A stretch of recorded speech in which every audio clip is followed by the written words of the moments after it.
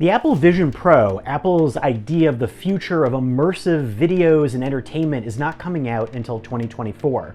But there's a way to record videos on the iPhone 15 Pro that will show up in the Vision Pro next year. It's called Spatial Video, and it's available starting now in beta, but will be available as a full feature by the end of the year. I got to see it on a Vision Pro, and this is how it works. So spatial video sounds like you might be able to move around inside the video, but it's really a stereoscopic 3D video format. And Apple is using the regular and the wide angle cameras together to shoot horizontally to get two 30 frame per second 1080p videos combined into one HEVC video file. What that means is that the videos record on your iPhone, and it will actually show up as a 2D video when you play it back for everyday purposes, until the day, someday, where you might get to play it on a Vision Pro.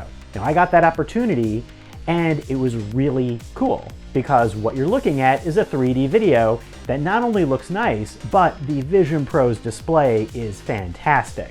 I mean, I got to look at it again after having used the Quest 3, and I appreciate that it is phenomenal. It's an extraordinary display that for photos and videos is where I think things would look better than on my regular TV or any other display in my home. I got to look at photos and zoom in with them with this eye-tracking gesture movement that allowed me to, it almost felt like telepathy, where I could zoom in on things and look at panoramic photos, and I was just wowed by that. But there's also spatial video, which are these, they appear as these kind of ghostly 3D videos when you look at them in mixed reality on the Vision Pro.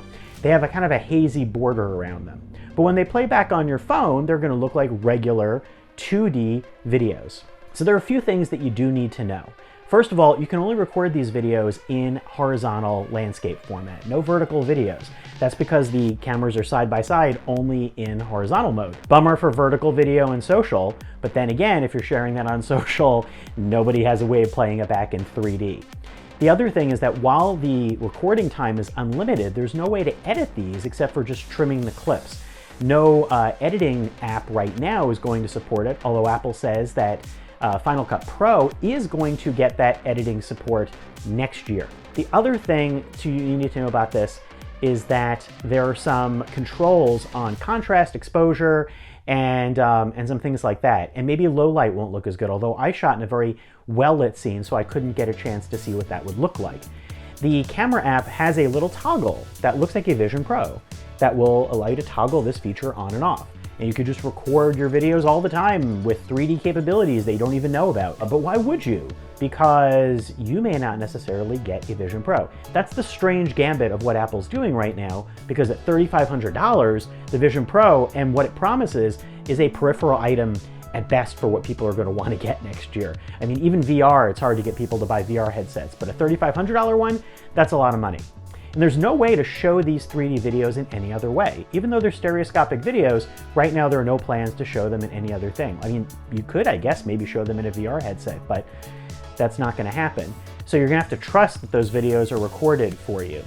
And if you share them with other people, you could get that spatial recording baked in if you share it with AirDrop or Messages or something like that. But if you post it to something like Facebook, it's going to strip it of those 3D elements that are in there.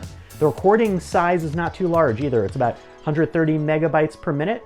So not terrible, but that's because it's not recording in 4K. That's one thing I would have liked, would be to have 4K spatial video, because that display is so good, you could really do it, but that's not happening right now. What Apple's clearly doing is pushing more into the idea of being a memory company, having these recorded memories that you can see. I think recording on a phone makes a lot more sense than recording on a Vision Pro headset, which it could also do, but I don't want to wear that at a birthday party. And I love the fact that this can just be your everyday on toggle for videos, and you don't have to choose formats. That's probably what I'm going to do, because I'm going to look at a Vision Pro next year, I hope.